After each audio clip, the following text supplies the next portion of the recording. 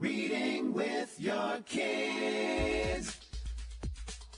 Hola, ni hao, konnichiwa, assalamu alaikum, shalom, mahaba, ciao, bonjour, namaste, jumbo, bienvenidos. Hey, my name is Jed Lee. Welcome to Reading with Your Kids. We are beaming out to the world from the reading-loving, book-loving neighborhood of Reedville, the loveliest little neighborhood in all of Boston. We are so very honored and so wicked happy that you'll join us in our mission to help all families grow closer through reading. We do that by sharing thought-provoking conversation with fascinating people who just happen to be writing books for kids of all ages. You can join us in this mission by telling all of your family and friends about the show and letting them know that they can hear us on the WREB AM/FM 24/7 radio network, and they can find us on the iHeartRadio app, on Spotify, Apple Podcasts, Amazon Music, Good Pods, Audible, CastBox, Player FM. Wherever you find your favorite shows, you can find Reading with Your Kids. We have a really wonderful show for you today. First up, Richard Michelson is here to celebrate his new picture book. It's called Fanny's Big Idea. Richard also tells us about his very unique art gallery and reminds us that the more you know about someone's life, the harder it is not to love them. And later in the show, Brent Kemelich and Sarah Scherger are here to celebrate their picture book with a great title, Dude, Be Nice.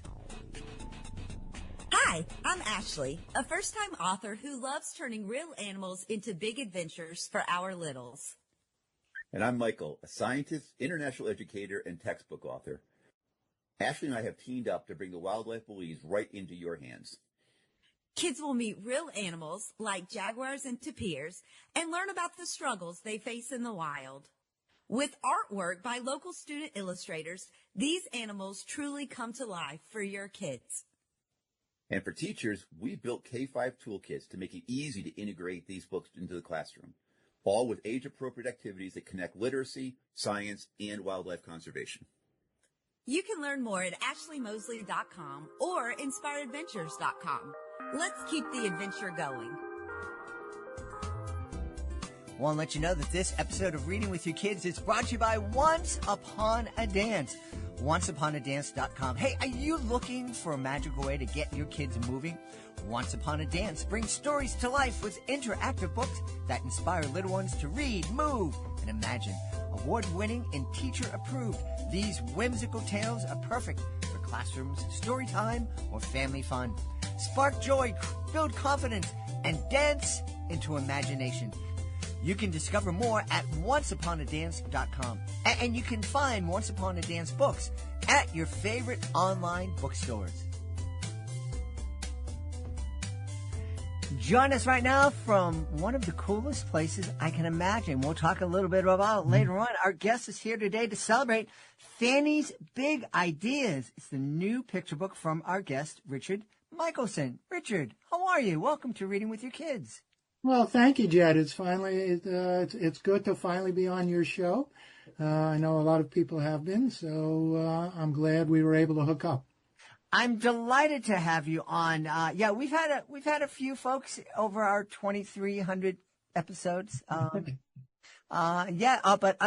one of the things that's incredible to me, and I had no idea when I launched this podcast, is how not only how wonderful the Kidlet community is, and how supportive 99.9% of the authors that I've had on the show are with each other, but also I had no idea how big the industry is, and I was incredibly surprised last year when I went to the International Children's Book Festival in Bologna, Italy, and was blown away. Yeah, amazing, isn't it? Yeah. So let's talk about Fanny. She was a pretty amazing person. And not too far from where you are. You're in downtown Boston, or where? Well, I'm as far away from downtown as you can be and still be within the city limits of Boston. I'm in a wonderful neighborhood called Reedville. Okay.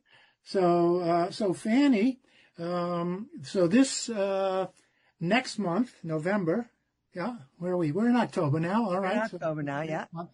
Is the 100th anniversary of the of Jewish Book Month, which started out as Jewish Book Week, and also the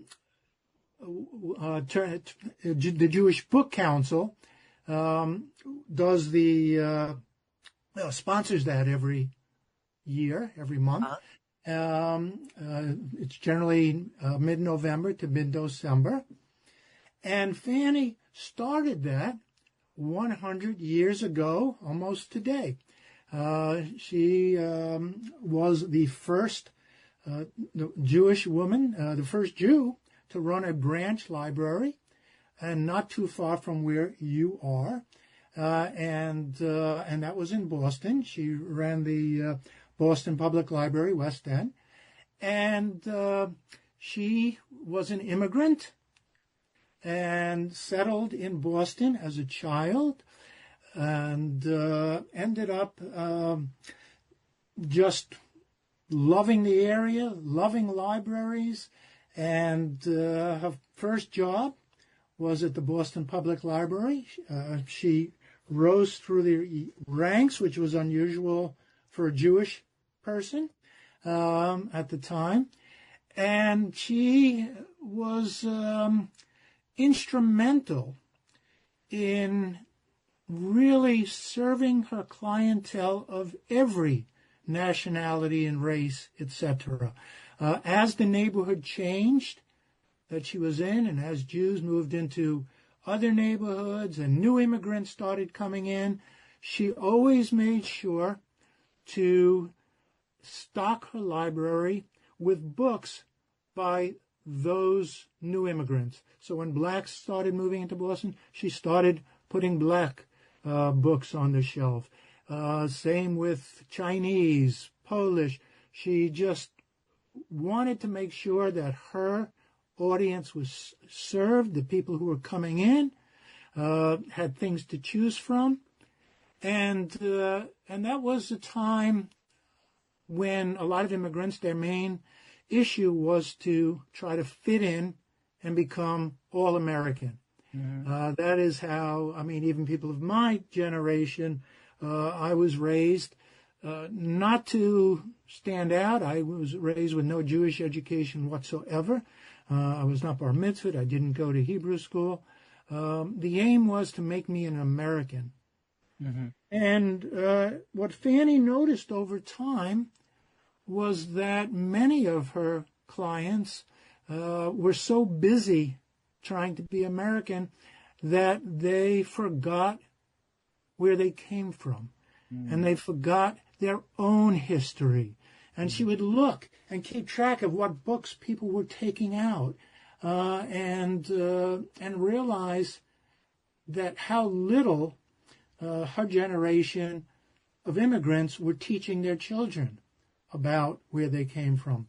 Mm-hmm. And so she decided exactly 100 years ago that she would create a table with books about Jewish history, Jewish content, and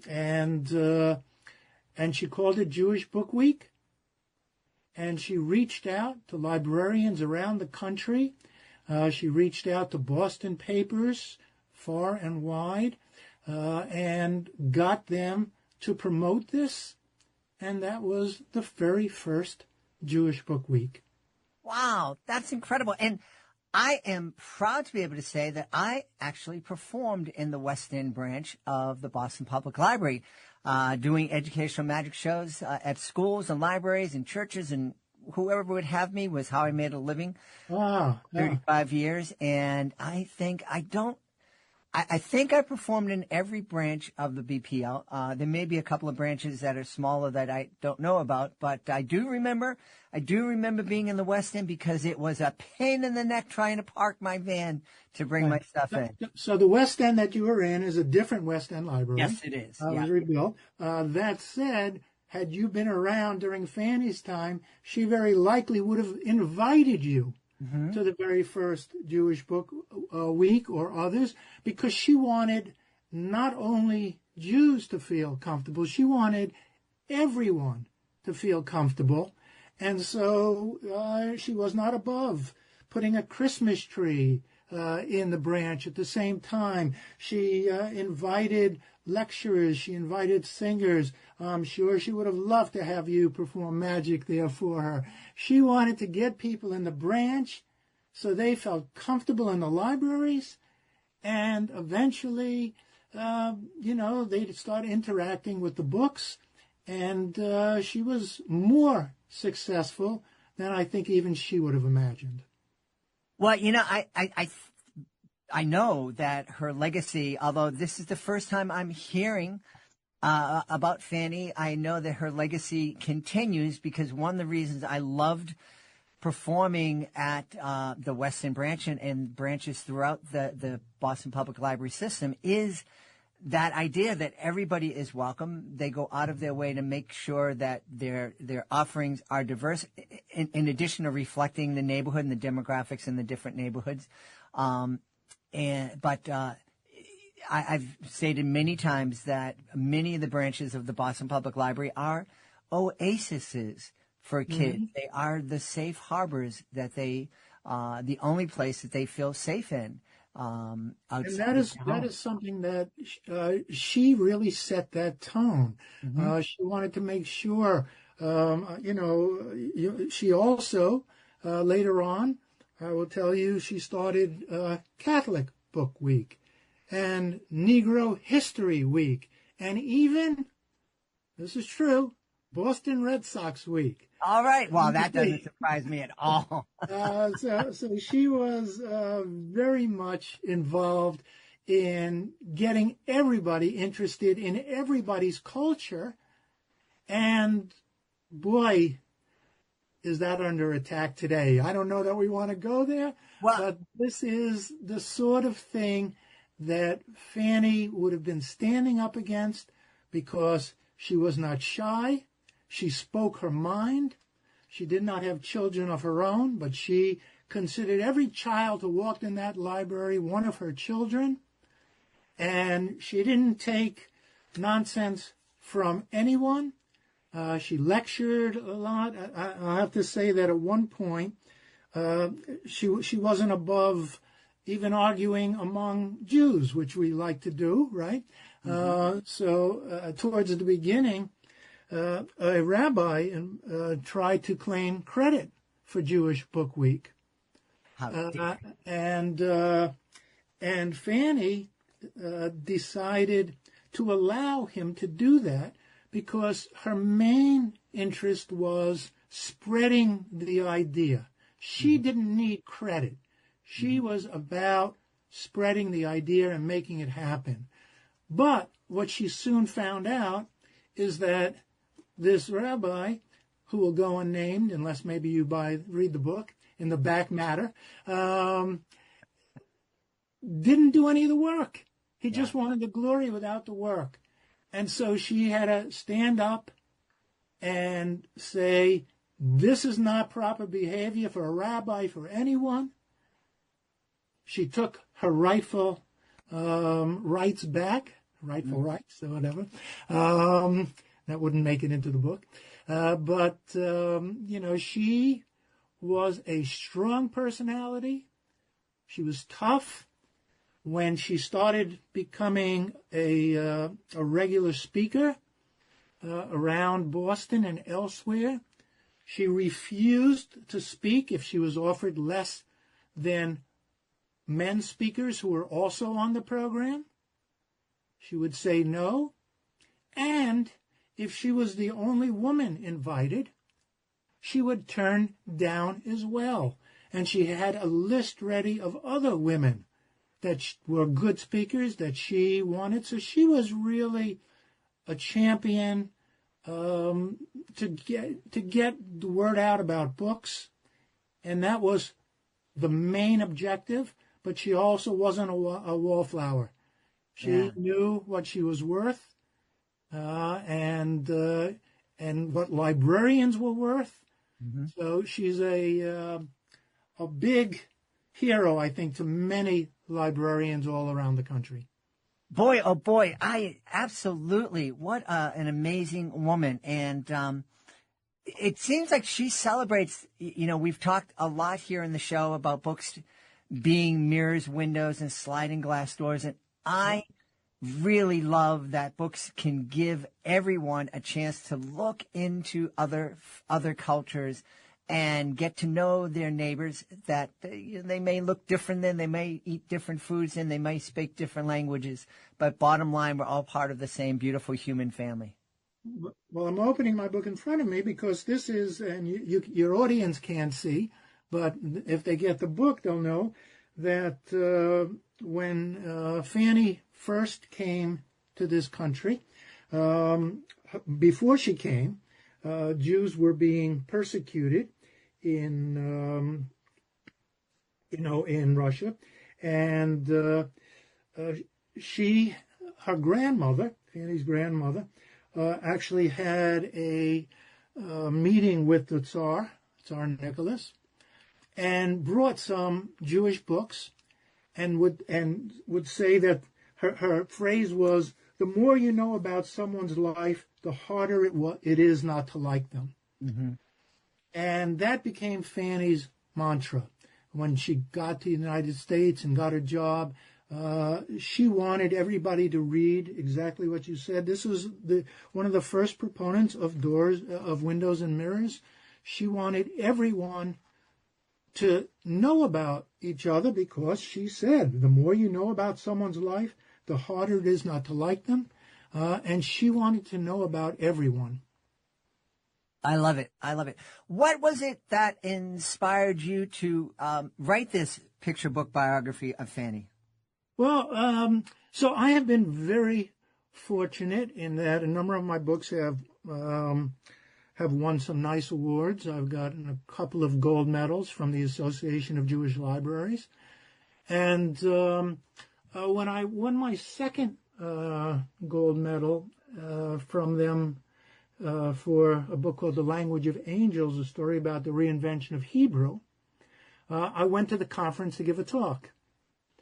And after my talk, I forget if it was later that day, the next day, maybe right before, there was given a Fanny Goldstein Merit Award, which is given yearly by the Association of Jewish Libraries. So I went, and then there's a lecture given as well, and somebody gets an award. And I went to the lecture, and I was looking through the booklet of past winners. And many of them were Jewish librarians who I knew personally, whose I knew were working so hard on the trenches to get my books out there and other people's books out there. And whenever I get an award, for instance, when I got the Sidney Taylor Award from them, I wanted to read everything by Sidney Taylor, who wrote All of a Kind Family, the first really Jewish series of books that became popular with a wide audience. Mm-hmm. And I was curious under whose aegis this award was being given to all these amazing librarians that I knew. And it was Fanny Goldstein. So I started wanting to know about her. I looked her up online, which is, of course, the first thing we always do, mm-hmm. and realized that there was almost no information about her, and the information I found was both lacking and contradictory. Mm. You know, some of the main places that had her listed had her birth date at different years, when she came over in different years, some family members. So it looked like there was nothing really on record about her. Mm-hmm. And this is a woman who I knew, who wrote prodigiously about books and libraries and spoke all over. And I was surprised to see how little was out there. Mm-hmm. And I wondered why. Of course, at the time, lectures and talks by Jews and librarians were not really considered important enough to be kept, to be ionized. So a lot of these were lost. She didn't have any children, but I made a note. I actually keep a list of interesting subjects whenever I come across something and I want to know more. At the time, I was working on some other books, but I made a note in my file, Fanny Goldstein, and decided that someday I would learn more about her. But I promptly put it aside because I had other projects I was working on.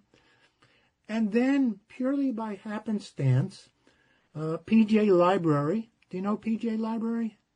It is ringing a bell, but tell everybody what it is. So PJ Library is a wonderful organization that gives away free books to Jewish kids all over the world. You can even sign up. You don't have to be Jewish.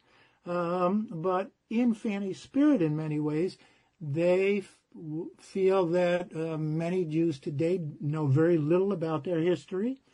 And so if you sign up and you have a child, they will give you a free book every month from birth until the child is, I think, 10 years old or 8 or something. It just comes in the mail automatically. Wow. Thousands and thousands and thousands of books. I don't have the numbers in front of me. But it's now a worldwide organization. And I'm pleased to say I believe that they have taken 5 of my books over the years. My most recent, Next Year in the White House, which came out in March, was about the very first in history Passover Seder held at the White House, and it was during President Obama's years. Uh-huh. And that was actually a book that PJ Library came and asked if I would. It was their idea. They asked if I would be interested in writing it, and I did. And it came out in March, and I have to say it's probably one of my very best-selling books. But PJ Library had been contacted by the Jewish Book Council, and to say that their 100th anniversary was coming up, and they were wondering they would love a book celebrating that.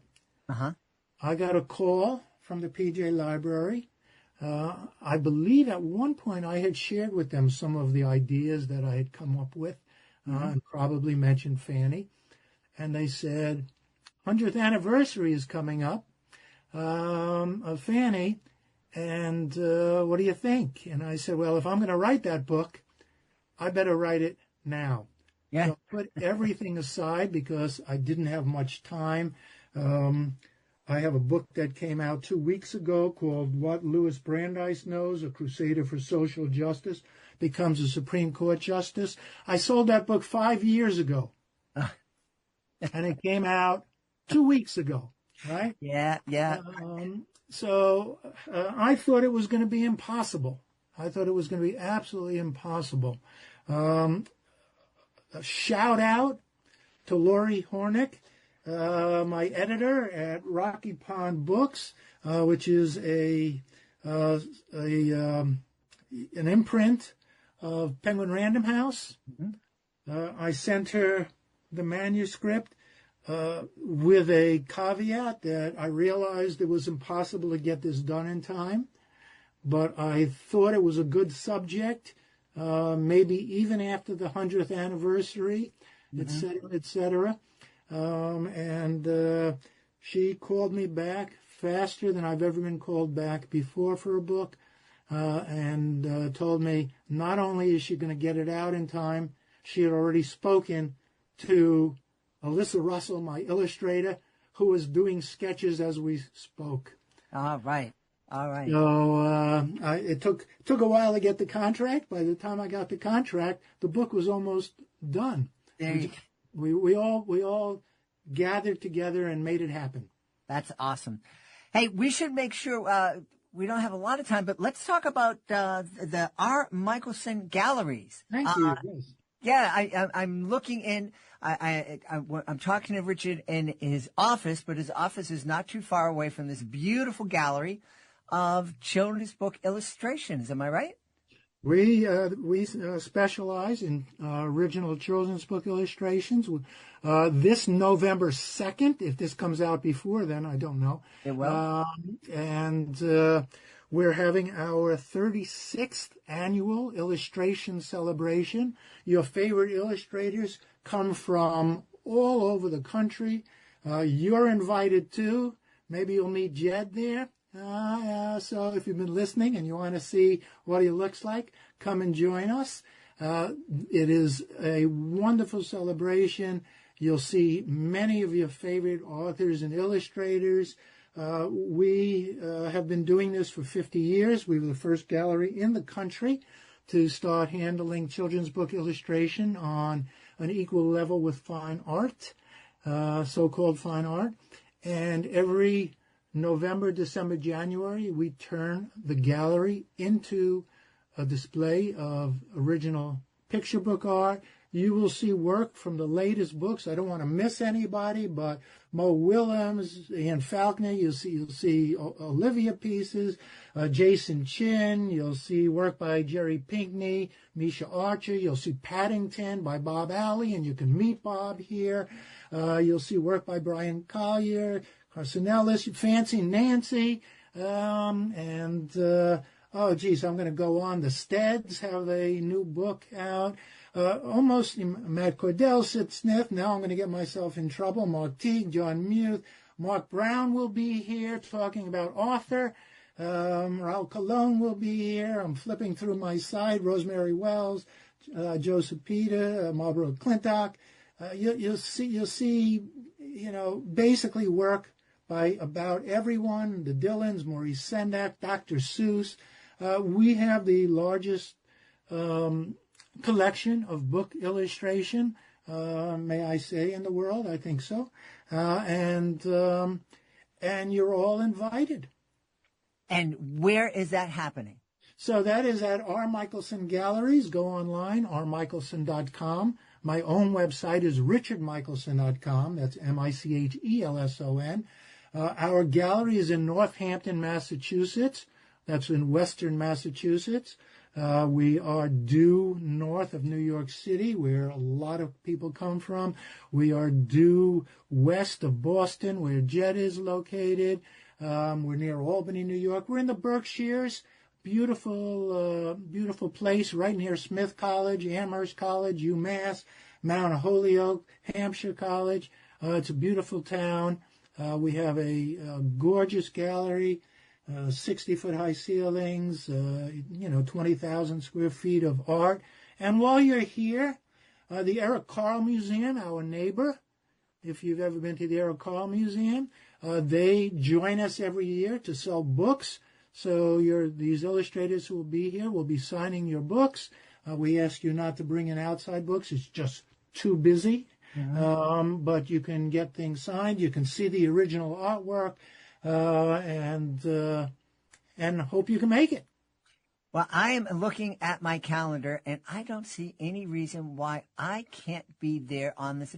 I'm going to agree with Richard 100%. Northampton is a delightful town. I just spent a weekend there in August, and it is a fantastic town. Lots of great food, so check it out. And I'm going to do my best to be there, Richard, and we can hang out, and I'll bring a few bookmarks, and people can get some free bookmarks. Well, one of your Boston artists we represent, Aqua Holmes, who I'm sure many Boston folks know, not only for her children's books and her Caldecott honors, but she also does the Sunflower Project in Boston, and is the first living illustrator who have a full one-person show at the Museum of Fine Arts in Boston.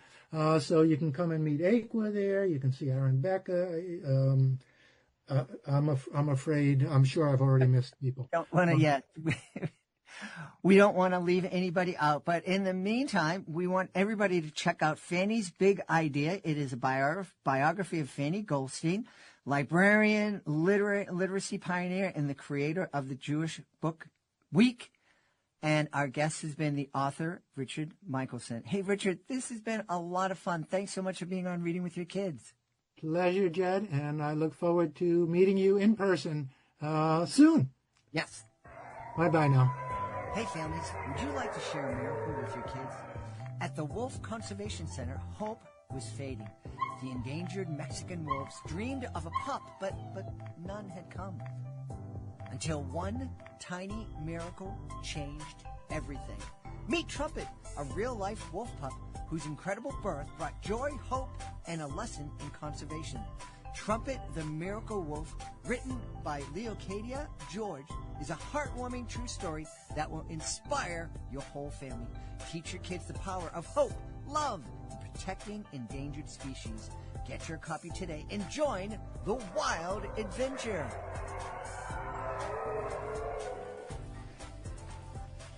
Well, I'll let you know that this episode of Reading with Your Kids is also brought to you by We're Going on a Space Adventure, written by Marie Nichols. This is a Reading with Your Kids certified great read.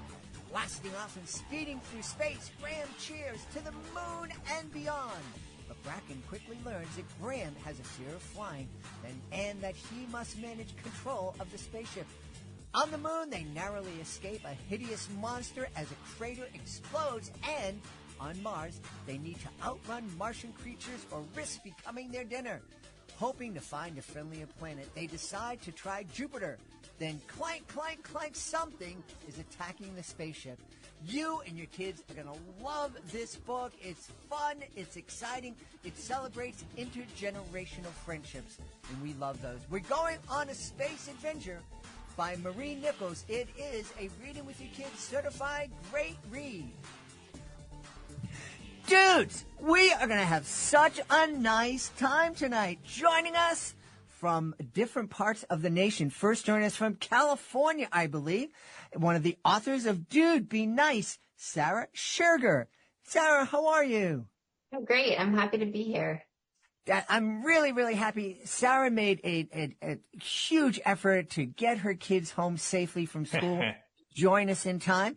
Also joining us from Austin in Texas, co-author Brent Kemelich. Brent, how are you? I'm good, Jed. I love your energy. So good to be here. Thank you. And I understand your Jamie Kemelich is also one of the co-authors. Yeah, she is a co-author, and she's also a full-time teacher, and so she's very busy. And tonight she has, ironically, a book club that I told her you can't miss it. She always misses the fun stuff after school because she's so busy. But she's book clubbing it while we're talking about our book here. All right, cool. Well, Sarah, since you're the only non-dude here, can you tell us about Dude, Be Nice? I would love to. And aren't we all dudes, right? In one way or another. There you go. Yes. So, Dude, Be Nice is a picture book featuring our sweet dude. But it was inspired by a company called the same name, Dude, Be Nice, that is Brent's company, that caught my attention several years ago and has inspired this project. So Dude's a dude who wants to be nice. He has good intentions. He sets out to be very nice all day long, but it goes a little awry, as it sometimes does for people. Yeah. I have to ask, Brent, Dude, Be Nice. What does Dude, Be Nice do? Yeah, so we started about 10 years ago, so it's pretty cool to be sitting here 10 years later, and it's like, oh, we've got a children's book based on this kind of crazy idea. But Dude, Be Nice is a brand built to inspire people to treat themselves and others better. We work with schools across the country to help influence their campus culture in a positive way. We make merch, so people love wearing our Dude, Be Nice merch all over the country. But the thing that I love the most about what we do, and the privilege that I've had, is actually traveling around the country, meeting and celebrating and surprising people that are truly embodying this Dude, Be Nice spirit. The crossing guards, custodians, teachers, the heroes that are kind of hidden amongst us that don't always get the recognition they deserve. And that's how Sarah discovered us. We have a YouTube series called the Dude Be Nice Project. And, you know, we just celebrate people. It's really a good news channel. And, so all those things are really what Dude Be Nice is, building more positive communities. And it's fun to kind of now have a book based on kind of this concept. Dude, that's pretty nice. Yeah, it's been fun. I've been very blessed to have this experience for sure. His videos are amazing. I don't know if you've seen any, but they honestly make me cry every time. And I love it on so many levels. I love it on the level that he's identifying a, unsung hero, a custodian at a school who's giving it all and helping improve the school culture. I love that piece of it. I also love that he gets the kids involved in creating a surprise and a celebration for this person. So not only is the kid getting the staff member getting the chance to be honored and be seen for their contribution, but the kids are a part of creating that. And that's a lot of what inspired Dude Be Nice, is because we wanted to acknowledge both the people giving back and the ones wanting to honor them. I love that. I love that. You said that Dude wants to be nice, but he runs into some things that go wrong. Can you tell us a little bit about what might be going wrong? Absolutely. So Dude's, I'd say he's egocentric, right? He sees the world through his own eyes, as many young children do developmentally, right? They attempt to help in a way that they think is helpful, but maybe if they had the bigger picture or life experience or the ability to take other people's perspectives and points of views, they might do things a little bit differently. But so Dude is very well intentioned, but kind of forgetting to think about everybody else's perspective and point of view. So things go a little awry. Yeah. Talking about you saying kids look through that perspective. I know a lot of adults that need some help looking at the bigger picture. Guilty. Guilty. Brent, where did the idea for the company come from? Yeah, I mean, it's kind of a combination of a lot of things that I've done in my life and career. I got my start. My career after college was television news. I was a journalist. Didn't love telling all the sad, negative news stories every single day, but I really enjoyed the hustle of telling stories and crafting those. Went on to run a summer camp, and that was obviously great for the soul, but hard to make a real living doing that job. So then I kind of got some what I would call real jobs kind of in corporate America, worked in sports marketing for the 49ers, worked for T-Mobile up in Seattle, Washington, helping build their brand and various brands underneath their umbrella. And so Dude Be Nice was just this idea of like, man, I've learned so much about building a brand. I know I love telling stories. I loved working at the camp and working with young people. So how can I build something that kind of combines all those things that I love and, that I was kind of good at, and build a brand around it. And that's where Dude Be Nice came in. It was just this idea of like, there's all these companies that are making a ton of money, but they're selling products that I don't think are frankly having a positive impact on the world. Can we build a company that actually makes an impact and makes people smile and brings them joy and doesn't bring them sorrow? And that's it. And we went for it. And it's been a crazy ride. I love it. Going from delivering the bad news to delivering the good news. Yeah, that's really what it was. I thought I was living my dream as a television news journalist. Mm-hmm. I was a producer for a CBS affiliate when I was like 22 years old, which I thought, man, this is pretty cool. Like I kind of made it, right? But while I loved the experience, I loved the people I worked with, I just kind of started to get jaded by this idea of every single day we have to look forward to other people's worst day. So we had a show to put on the air, and that's wearing, and I just was like, maybe this isn't for me. And I was a little lost for a while, but, and I'm still lost all these years later. I don't know what I'm doing, but it's been a fun ride. Yeah.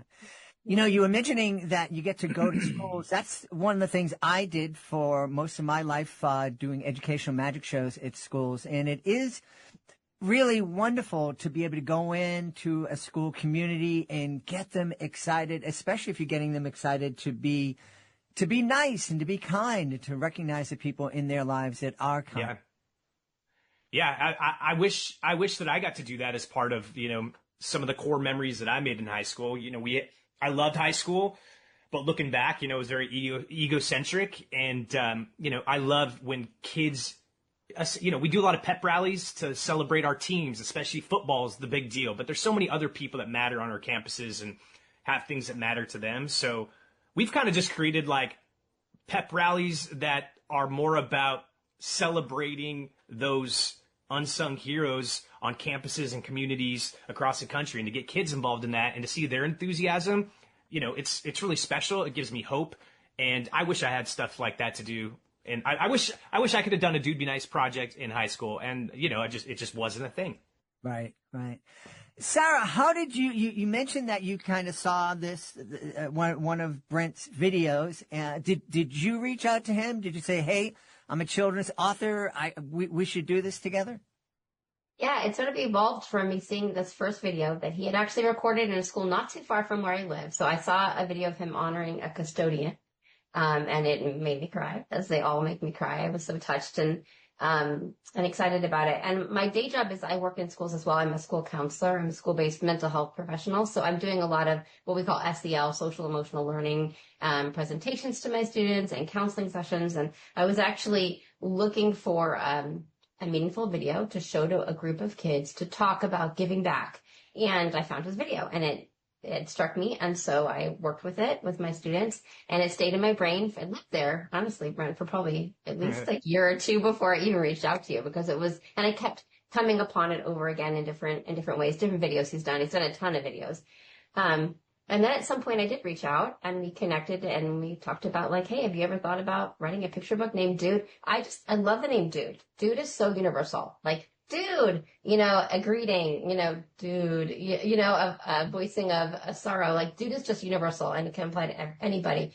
So I feel like the Dude Be Nice title is catchy. So once we started talking, Brent, you can speak for yourself, but you're like, totally. Yeah, we've always thought about writing a picture book. And so the magic caring happened. Love it. I love it. That's fantastic.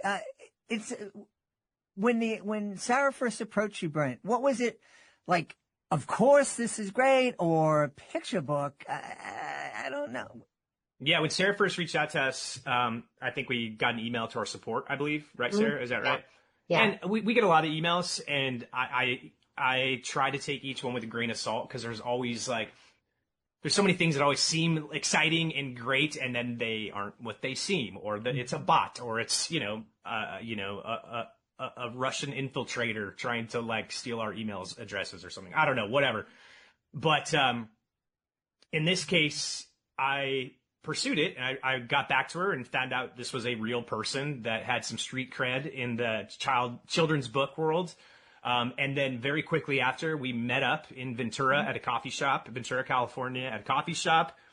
And the journey began. And, I think from the beginning, I didn't know where this was going to go, but I think Sarah always had in her mind that, Dude Be Nice is the core, that's the title, and let's build something from that. And as she mentioned, it's been fun building out these characters. Dude, who, again, well-meaning, sweet, cuddly bear that kind of goes a little awry through his intentions, or during his journey, trying to be the nicest dude of the day. But fortunately, he has a sidekick, Fizz, who kind of saves the day and gets him back on track.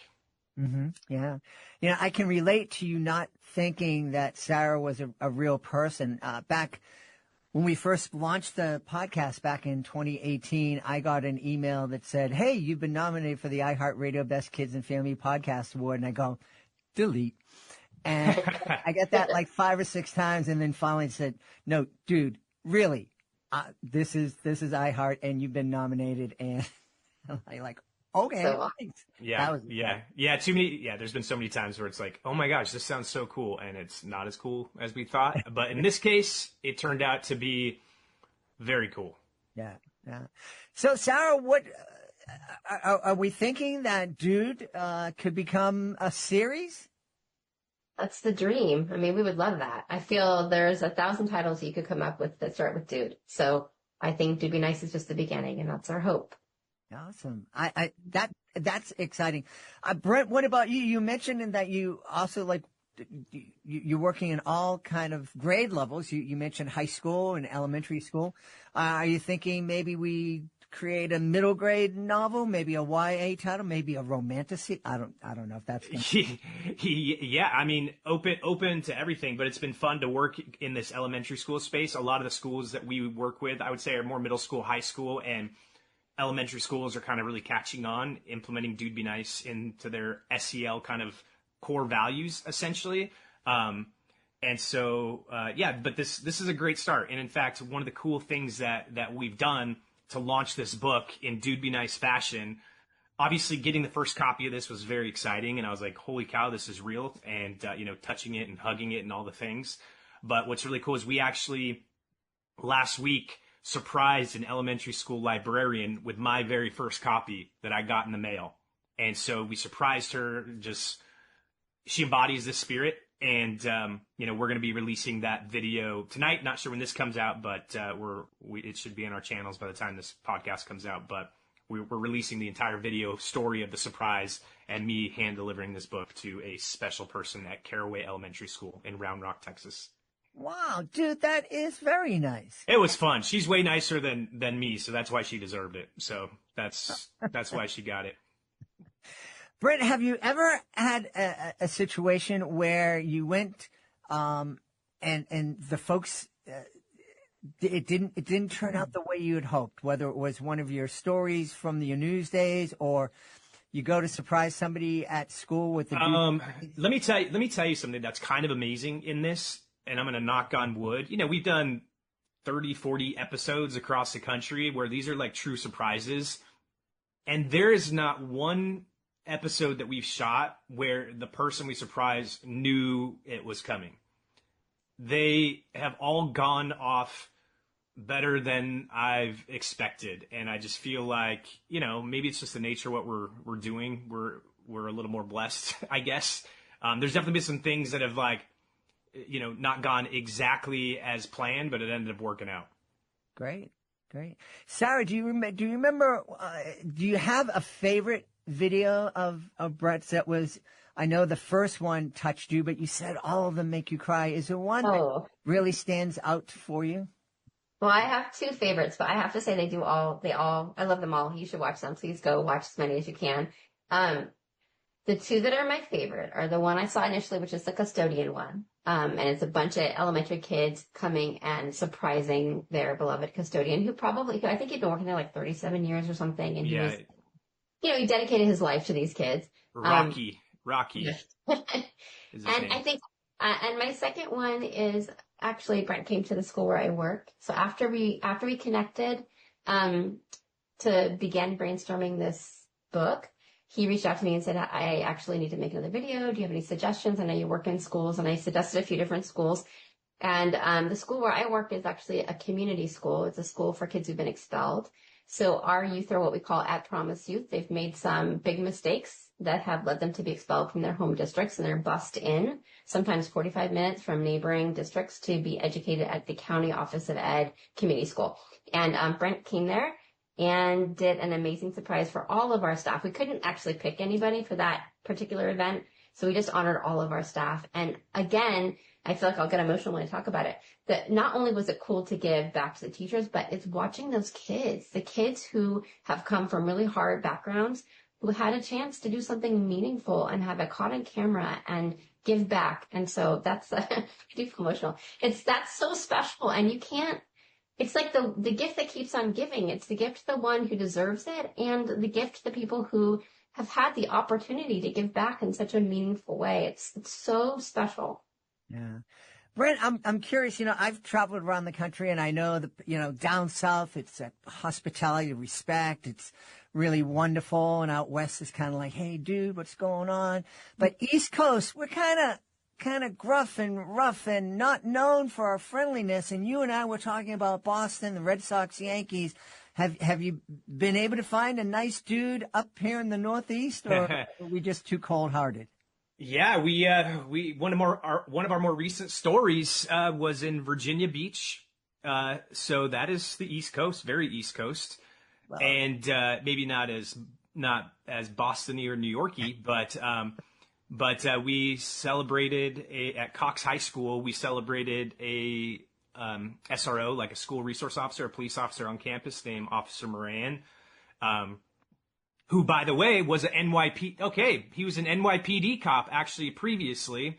Uh-huh. So you would think this guy might be a hardened kind of guy, but he had that like New York affect, but just the heart that we see all over the country. And we surprised a former NYPD cop, and that was not our doing. It was students that said, we respect this man. He's done so much for us. He makes us feel safe, but he's also a real human to us and treats us like humans.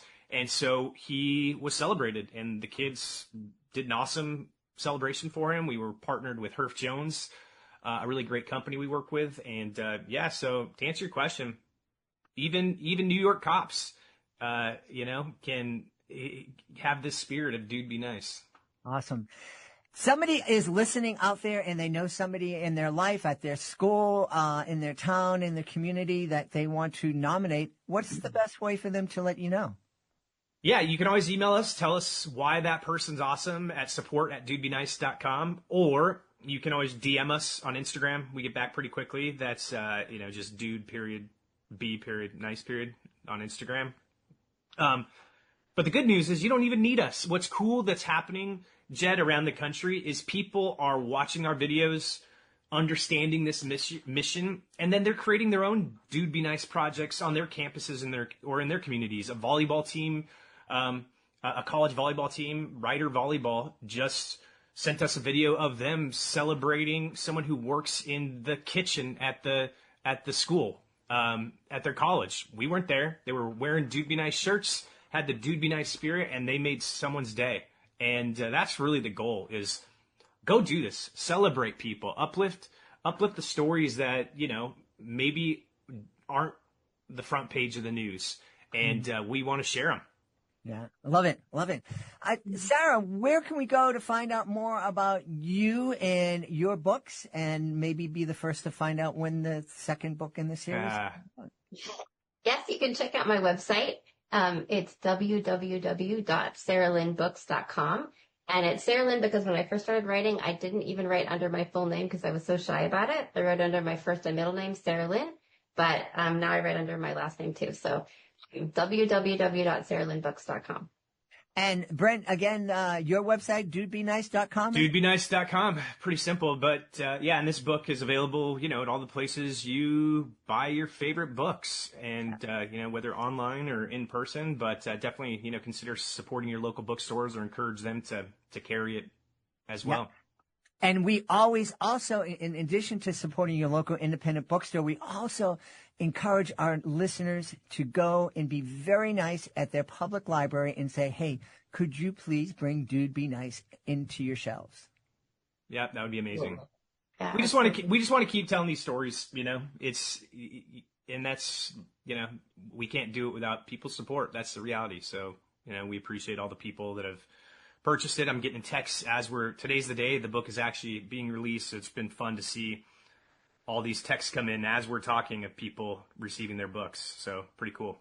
Yeah. And I think not only is it important that you keep having a chance to tell these stories, but also I think it's important for humans to continue to consume these stories, because if we're only watching the news that we see broadcasting, we're going to see a very different view of the world than we are if we also see videos of people who are kind and giving back. So I think it's crucial for the well-being of our society that we see all the good too.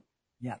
And, I think one of the benefits of checking out your videos, checking out the book, is that you can train your algorithm to start feeding you positive stuff instead of all the negative stuff they want you to consume. Absolutely. Yeah. The thing you click on and continue to observe is what you'll be fed. Yeah. We've had a great time speaking to the authors of Dude Be Nice, or two of the authors of Dude Be Nice. Our guests have been Brent Kemelich and Sarah Sugar. My friends, thanks so much for being on Reading with Your Kids. Thanks, Jed. Thanks for having us. That was fun. Yeah, super fun. Dude Be Nice. We hope you've enjoyed this episode of Reading with Your Kids. You'll join us for the next exciting episode of the show. If this episode made you smile or gave you something to think about, please consider sharing it with all of the people that you love. maybe leave us a 5-star review. It really does help. And, of course, we'd love for you to subscribe to the show so you don't miss a moment. And we'd love for you to connect with us on social media, facebook.com/readingwithyourkids, at Reading With Your Kids on Instagram, at JedleyMagic on X, and our YouTube channel, youtube.com/readingwithyourkids, and of course our website, readingwithyourkids.com. I want to thank the folks who made today's show so wonderful, starting with our guest, Richard Michelson. Please be sure to check out Fanny's Big Idea. I also want to thank Brett Kamelich and Sarah Shergar. Please be sure to check out Dude, Be Nice. I want to thank my team, Fatima Khan, Chris Doherty. I want to thank my beautiful wife for all the support she gives me, most of all. We all want to thank you. Thank you so much for taking the time to join us today, and as always, thank you so very much for taking the time to make the world a better place. And you do that every time you read with your kids. I'll be looking for you in the next episode of Reading with Your Kids.